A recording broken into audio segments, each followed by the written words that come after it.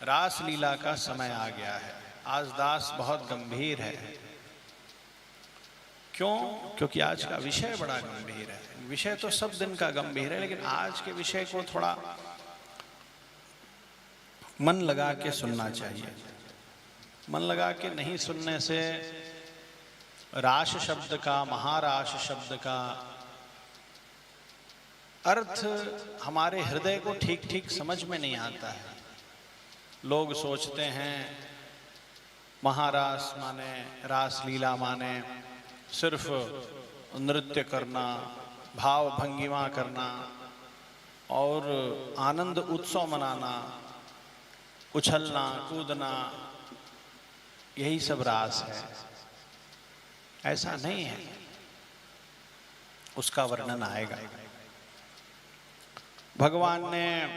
भगवान पिता रात्रि शरदोत्फुल्ल मल्लिका वीक्षरन्तुं मनश्चक्रे योग मायामुपाश्रितः। भगवान ने विचार किया, भगवान ने इच्छा की कि अब वृंदावन से प्रस्थान का समय नजदीक आ गया है। बहुत जल्दी मथुरा प्रस्थान करना है, मथुरा के बाद द्वारिका प्रस्थान करना है।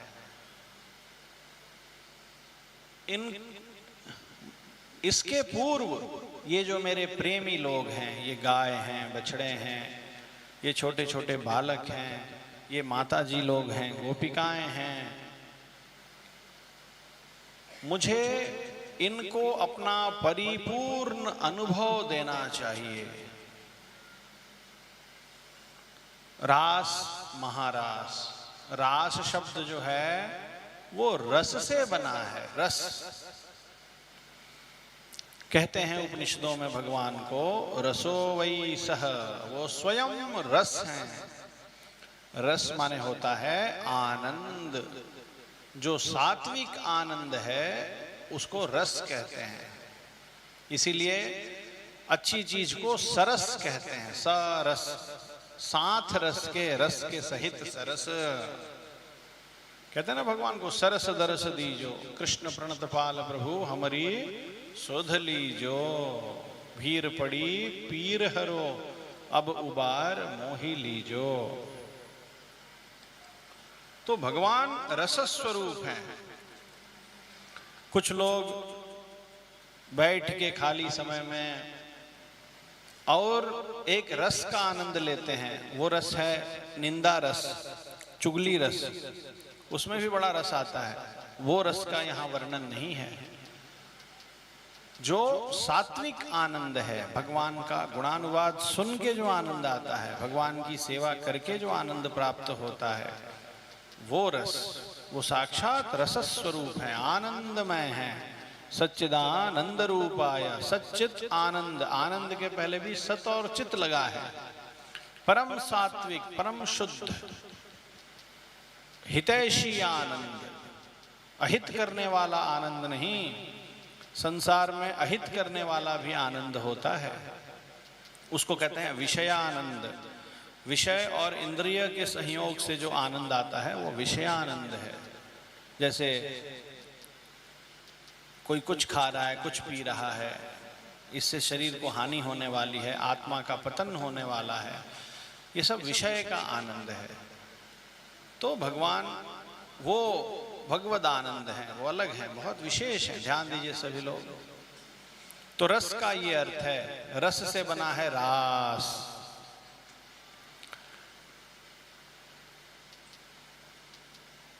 रस से रास बना है, माने जब रस चारों तरफ से बरसे, भगवान का अनुभव चारों तरफ से हो, तो वो रस है।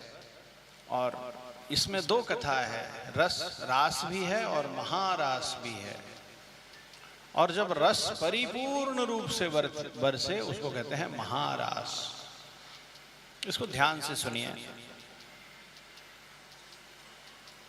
तो लाल जी सरकार ने, भगवान ने अपना परिपूर्ण अनुभव इन ग्वाल वालों को दूंगा ऐसा निश्चय किया। विक्षम्रन्तु मनश्चक्रे योग मायामुपाश्रितः। अभी तक भगवान का जो अनुभव हुआ था वो भगवान की इच्छा से हुआ था।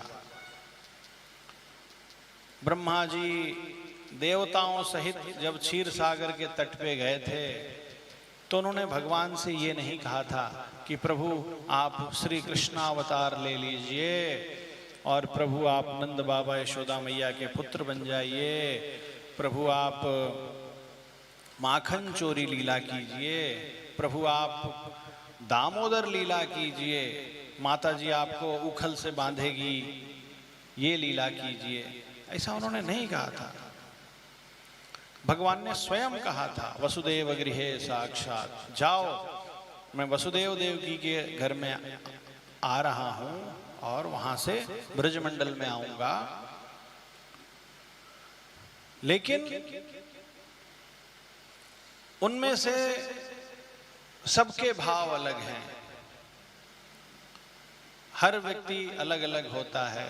किसी के लिए भगवान सखा हैं, किसी के लिए सखा हैं, मित्र हैं, किसी के लिए बंधु हैं, किसी के लिए स्वामी हैं, किसी के लिए लघु भ्राता हैं, छोटे भाई हैं, अनुज हैं, किसी के लिए बड़े भाई हैं, किसी के लिए पुत्र हैं, किसी के लिए आराध्य हैं, किसी के लिए अनुभव के विषय हैं, किसी के लिए दर्शन के विषय हैं, सबके अलग अलग भाव हैं।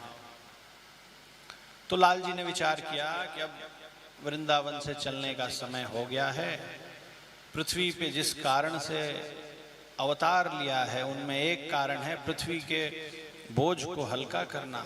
अब मथुरा जाना है, द्वारिका जाना है, उसके पहले इन सब को अपना परिपूर्ण अनुभव देना है। तो भगवान ने अपनी योग माया को आदेश दिया।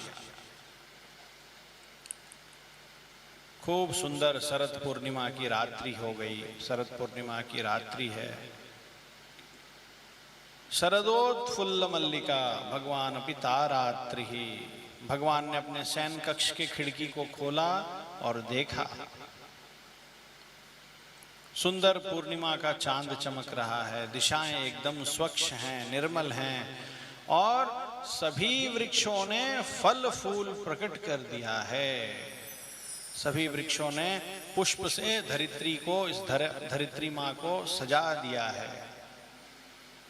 भगवान ने अपनी प्यारी मुरली उठाई, मुरली को धारण किया।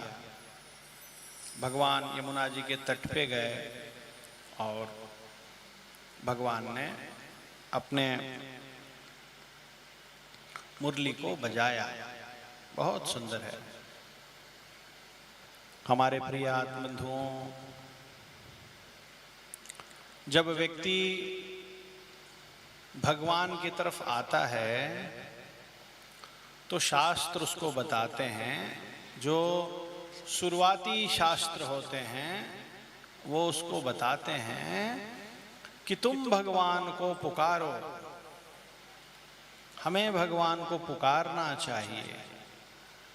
लेकिन जब व्यक्ति को धीरे धीरे ज्ञान होता है तो व्यक्ति को ऐसा लगने लगता है कि हम भगवान को पुकारें वो तो ठीक है, पुकारना ही चाहिए, लेकिन भगवान भी हमें पुकार रहे हैं, भगवान स्वयं हमें पुकार रहे हैं। कैसे पुकार रहे हैं? आज गोपिकाओं ने, ब्रजवासियों ने भगवान को नहीं पुकारा, वो तो रोज पुकारते थे। जब भी किसी बड़े राक्षस का आक्रमण होता था, कृष्ण कृष्ण महायोगिन देव देव जगतपते कन्हैया कन्हैया कहाँ हो तुम, हे देवताओं के देवता, हे सर्व समर्थ प्रभु हमारी रक्षा करो, अग्नि को पी जाने वाले, अघासुर का वध करने वाले, बकासुर, तृणावर्त और पूतना रूपी बड़े राक्षस से हमें बचाने वाले, कालिया नाग के विष से बचाने वाले, हे प्रभु हमारी रक्षा करो। ऐसा तो बार बार पुकारते थे। लेकिन आज भगवान उन्हें पुकार रहे हैं। जैसे ही उनके कान में भगवान का वो वेणुनाद गया, बंसी की ध्वनि गई, श्रीमन्नारायण भगवान की जय, भगवान का आह्वान है ये, उन्होंने बुलाया है, ऐसा समझा। महारास रास क्या है? हम क्या हैं, भगवान क्या हैं। सिर्फ 3 तत्व हैं, तत्वत्रय कहते हैं। चित है, अचित है और प्रभु हैं, श्रीमन नारायण है। चित माने हम सब हैं, आप, मैं, आप। हम माने बस हम। चित माने स्त्री पुरुष नपुंसक नहीं। चित माने शुद्ध जीवात्मा, सिर्फ आत्मा, उसको चित्त कहते हैं। वो आत्मा कभी स्त्री बन के आती है, कभी पुरुष बन के आती है, कभी कुछ बन के आती है, कभी कुछ बन के आती है। इस आत्मा में स्त्री और पुरुष का भेद नहीं है, ये बात पक्का रखिए। और आत्मा में स्त्री पुरुष का भेद नहीं है। और अचित, अचित माने ये जड़ पदार्थ, ये सीमेंट का घर है, ये लकड़ी है, ये नारियल का गोला है, ये पुष्प है, ये सब अचित पदार्थ होगा, ये माइक है। और तीसरा तत्व है, वही परम तत्व है, वो है श्रीमन नारायण भगवान, चित और अचित को बनाने वाले प्रभु। तो ऐसा कैसे, ऐसा कहना ठीक नहीं है कि गोपिकाएं गईं, ऐसा कहेंगे सभी जीवात्मा गए। भगवान उस आत्मा को, जो आत्म स्वरूप है, उस आत्म स्वरूप को अपना दर्शन देना चाहते थे। जैसे हजारों वर्षों से बिछड़ा हुआ बालक अपने पिता से मिल जाए, पिता अपने बालक से मिलना चाहता था। जैसे हजारों वर्षों से बिछड़ा हुआ सेवक अपने स्वामी से मिल जाए, इसकी व्यवस्था स्वयं भगवान कर रहे थे। भगवान इस रास के माध्यम से बता रहे थे कि मैं तुम्हें ढूंढता रहता हूं, ढूंढता रहता हूं, ढूंढता रहता हूं। प्रत्येक क्षण मैं तुमको ढूंढता हूं, तुम मेरे पास आओ चाहे मत आओ। मैं 5 स्थितियों में बैठा रहता हूं। बहुत सुंदर है, महात्माओं ने कहा है। उन 5 स्थितियों का वर्णन बाद में कभी कर देंगे, आज का विषय नहीं है। लेकिन सिर्फ याद के लिए बता दीजिए, वो 5 परिस्थिति कौन सी है? जोर से बोलो। बहुत बढ़िया, यही है। और इधर से कोई बोलेगा? माता जी लोग की गोष्ठी से, गोदा गोष्ठी से कोई बोलिए। वो कौन से 5 स्थिति में बैठे रहते हैं? बोलिए। सब सोच रहे होंगे कितना बढ़िया विषय चल रहा था, रास से कहाँ कूद गया, ये रास से सिद्धांत पर कूद गया। ऐसा नहीं है, ये भी यही महारास है। कहाँ पर व्यूह विभव अंतर्यामी अर्चावतार। ठीक है, तो हमारे प्रिय बंधुओं, यही है महाराज। जो आत्म स्वरूप है, भगवान उसको अपना परिपूर्ण अनुभव देना चाहते थे। गोविंदा। तो भगवान के उस वेणु की ध्वनि को सुन के सभी गोपिकाएं यमुना तट पे पहुंची। बहुत सुंदर है। एक भागवत का सत्कार कैसे करना चाहिए, एक भगवान के दास का आदर कैसे करना चाहिए, वो यहाँ देखने के लिए मिलता है। भागवत में वर्णन है। सुखदेव जी महाराज कहते हैं, राजा परीक्षित, भगवान ने कहा, स्वागतम भो महाभागाः प्रियम किंकरवाणि वह। स्वागतम भो महाभागा। हे महानुभावों, हे महान गोपिकाएं, बताओ, तुम सबों का स्वागत है, पधारो पधारो। प्रियम किंकरवाणि वह, मैं क्या करूं, तुम्हारा कौन सा प्रिय कार्य करूं। भगवान ने थोड़ी सी और परीक्षा ली उनकी, स्वागत किया, तुम्हारा प्रिय क्या करूं ऐसा कहा। गोपिकाएं तो बिल्कुल स्तब्ध हैं, चुप हैं। वो ये भी उनके मन में आ रहा था, प्रभु हमारा प्रिय क्या है हमको नहीं मालूम है, आप जानिए।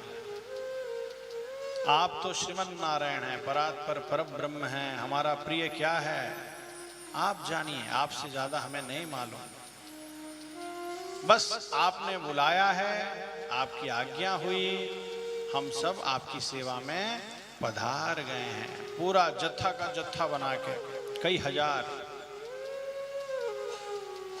लाल जी ने थोड़ी और परीक्षा लेनी अभी बाकी है। जैसे एक राजा के महल में जब कोई आदमी जाता है तो राजा क्या करता है, राजा उसको छोटा मोटा वस्तु देके विदा कर देता है, ये ले लो राजा साहब, मुझे अपने पास रख लीजिए, मैं आपकी सेवा करूंगा, आपके साथ रहना चाहता हूं। तो राजा ये ले लो, ये रख लो, ये रख लो, जाओ जाओ जाओ ऐसे कहेगा। बुद्धू होगा तो क्या करेगा, वो चीज लेके वापस भाग आएगा। बुद्धिमान होगा तो वहीं रह जाएगा। ऐसे ही भगवान ने कहा, भगवान ने उनको उपदेश दिया, अरे जीवात्माओं, तुम सब न पुरुष हो न स्त्री हो, तुम सब जीवात्मा हो, आत्मस्वरूप हो।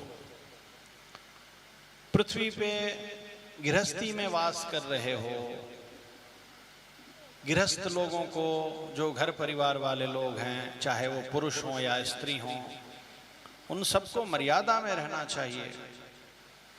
देखो आधी रात का समय है और ये पूर्णिमा की सुंदर तिथि है, और आधी रात के समय तिरुमाली से निकल के, घर से निकल के यहाँ वहाँ वहाँ वहाँ वहाँ ये सब घूमना उचित बात नहीं है। तुम सब यहाँ पधारे, हमारा दर्शन हो गया, अब तुम सब यहाँ से वापस जाओ। गोविंदा। ये तो वही दशा हो गई कि लाल जी प्रेरणा दिए, कृपा किए, तिरुमला बुला लिए और वहां आके मंदिर में नहीं घुसने दे रहे हैं। हाँ, बोल रहे हैं यहाँ से वापस चले जाओ, चल बिला वहीं रहो, बड़ा गड़बड़ हो गया, क्या होगा। गोपिकाओं ने कहा, प्रभु ये जो जीवात्मा है ये 84 लाख जन्मों में घूमता रहता है, इतना भटकता है, और इस आत्मा के भी आत्मा बन के आप सदा विराजते हैं, इसका कभी त्याग नहीं करते हैं सरकार। 84 लाख जन्मों से आत्मा आप ही को ढूंढती है, आप ही को ढूंढ रही है।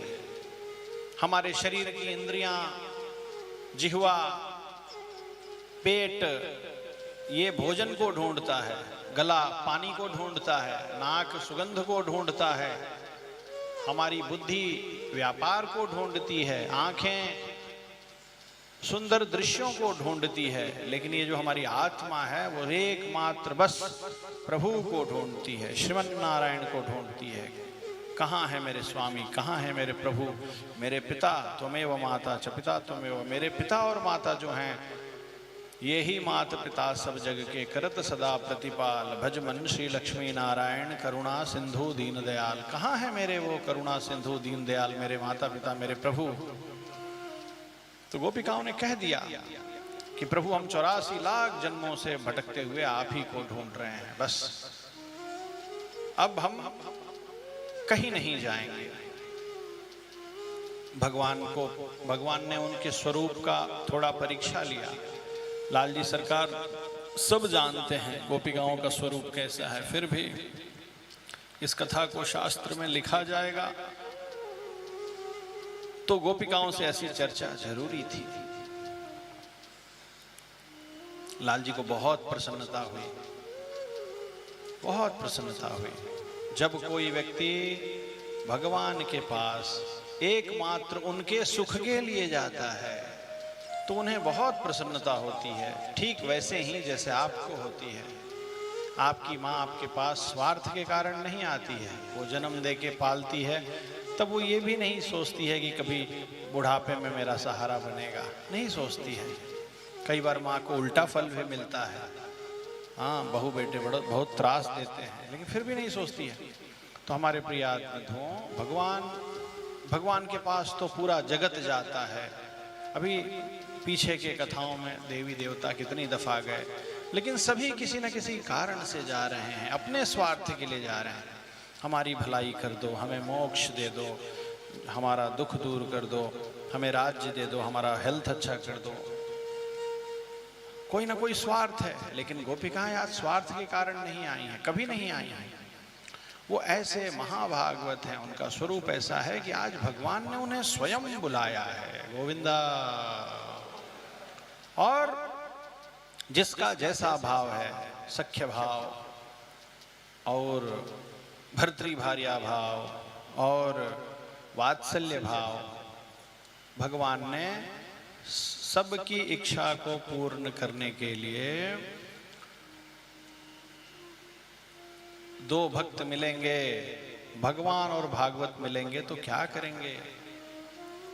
भगवान और भागवत मिलेंगे तो भगवान का गुण गाएंगे। गोपिकाएं सम्मिलित स्वर में सब मिलजुल के एक साथ भगवान का गुणानुवाद करने लगती हैं, गुण गाने लगती हैं। और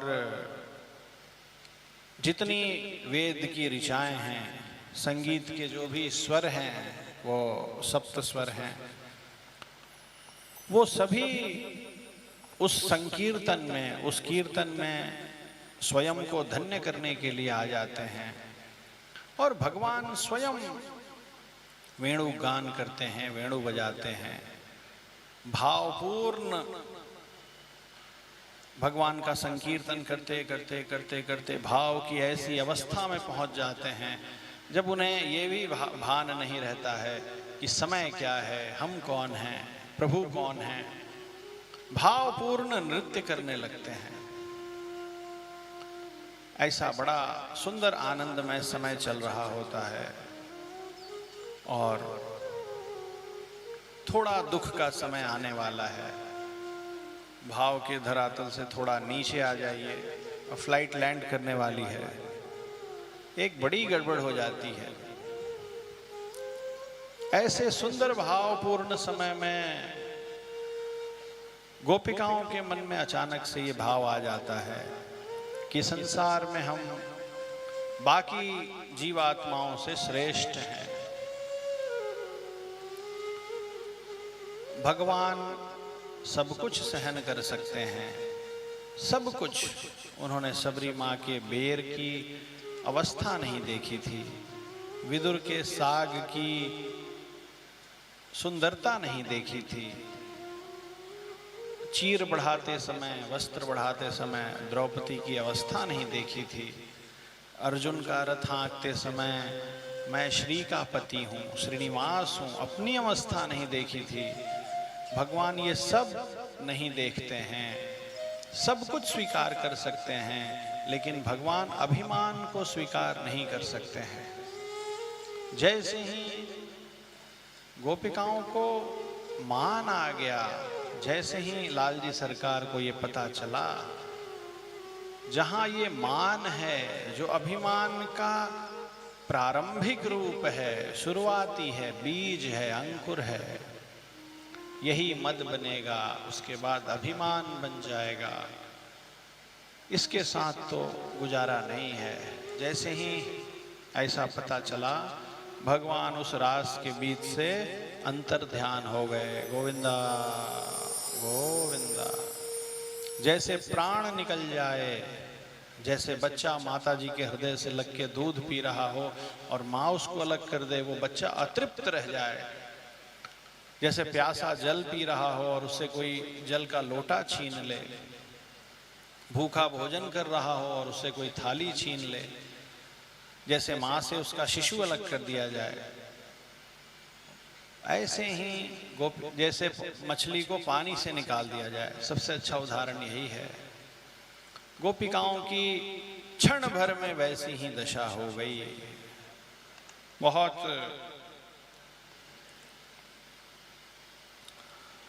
बहुत ही दुखमय अवस्था हो गई। गोपिकाएं भगवान को ढूंढने लगी। ढूंढते ढूंढते ढूंढते एक स्थान पर दो व्यक्तियों के विराजने का कुछ चिन्ह दिखाई दिया, कुछ पुष्प दिखाई दिए। गोपिकाओं ने आपस में निश्चय किया कि यहीं पर बैठ के उन्होंने राधा जी का पुष्प से श्रृंगार किया है, और जो है सो कि राधा जी हमारे बीच में नहीं हैं, वो भगवान उनको लेके अंतर ध्यान हो गए हैं। और हमारे प्रिय आत्मधुओं, गोपिकाओं को ये भाव आया था कि संसार के सभी जीवों में हम श्रेष्ठ हैं। और जब राधा जी को लेके भगवान आगे गए, एकांत में गए, तो लीला दिखानी थी ना। राधा जी को ये भाव कैसे आ सकता है, लेकिन लीला दिखानी थी। तो राधा जी के हृदय में ऐसे भाव आया कि मैं इन गोपिकाओं में श्रेष्ठ हूँ, गोविंदा। बस लाल जी उनको भी छोड़ के अंतर ध्यान हो गए। ढूंढते ढूंढते गोपिकाएं राधा जी से मिल गई। देखो यही भागवत का स्वरूप है। दो भागवत मिले, गोपिकाएं मिली, राधा जी मिली, तो बैठ के विचार किया, भगवान तो दयालु हैं, इतने निष्ठुर नहीं हैं, उन्होंने हमारा त्याग कैसे कर दिया। इसका अर्थ है कि हमारे स्वरूप में कोई कमी है, हमें उस विषय पे ध्यान देना चाहिए। ये भागवत स्वरूप है। भगवान के दासों को भागवत कहते हैं। ये सामने पोथी पड़ी है ना, ये भी भगवान की दासी है, तभी इसका नाम भागवत है। हाँ ठीक है, ये भागवत शब्द हमारा बनाया हुआ नहीं है, दास का बनाया हुआ है। क्या, किसका बनाया हुआ? अनादिकाल से चला आ रहा है। तो भागवत स्वरूप नहीं होता तो दो लोग मिल जाते, तो हमारे हृदय में क्या कमी है इसकी चर्चा करने की बजाय ये चर्चा करते कि भगवान में क्या क्या कमी है। नाच ना आवे, नाच ना आवे आंगन टेढ़ा। अरे भगवान में क्या कमी हो सकती है बालक? इन सब कथाओं को सुन के देखो, विचार करो। महाभागवत गोपिकाओं और राधा जी के प्रसंग में भी भगवान ने ये लीला करके दिखाई। महाराज के बीच में ऐसी लीला की क्या आवश्यकता थी? इसलिए थी ताकि इसको पढ़ने वाले जाने कि ऊंचे से ऊंचे अवस्था में भी और साधारण से साधारण अवस्था में भी हमें भगवान सदा पूर्ण है, वो अपूर्ण नहीं है। और जीवात्मा अपूर्ण है, तो कमी हमारे अंदर होगी। अपूर्ण में कमी होती है, पूर्ण में कोई कमी कैसे होगी? वो तो पूर्ण है। अवाप्त समस्त काम है, अखिल कोटि ब्रह्मांड नायक हैं, ज्ञान शक्ति बल ऐश्वर्य वीर्य तेज के निधि हैं, समुद्र हैं, सब कुछ हैं। ये विशेषता है ना। गोविंदा गोविंदा गोविंदा।